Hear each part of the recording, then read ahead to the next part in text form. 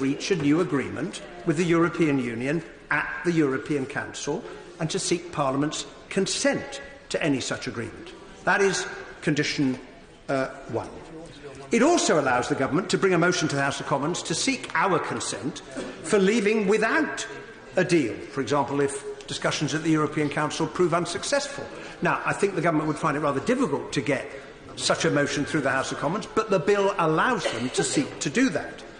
Clause 1 specifically provides for both of those eventualities, and if either of those conditions is met, then there can be no further extension. If, however, neither of these conditions have been met by the 19th of October, chosen the day very deliberately, it is the day after the conclusion of the European Council, then the Prime Minister must ask the EU for a further extension until the 31st of January 2020 in the form of the letter set out in the schedule to the bill. Clause 3 deals with what happens next. If the European Council accedes to that request, then the Prime Minister must agree to it.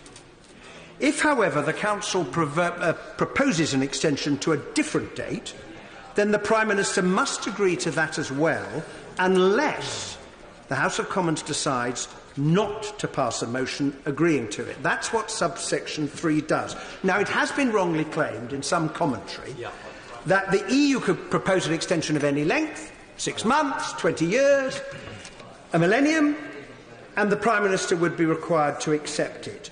Not so. In those circumstances, the House could decide. Furthermore, if a deal is reached after the Prime Minister has asked for an extension, then that would override any extension. So it also allows him, if he can, to reach a deal after the European Council concludes on the 18th of October. In other words, I will give way, of course, to the right honourable gentleman in a moment. In other words, the bill gives the Prime Minister the flexibility that he wants and needs to get a deal, if he can. What it does not render further negotiation pointless. If the Prime Minister were here, I would say this forcefully to him. It seems to me what does is the Prime Minister's apparent refusal to put any proposals to the EU if this bill passes, which I can only describe as a very odd state of affairs. Of course I will give way to the right honourable gentleman, because clause 3.2 is very clear that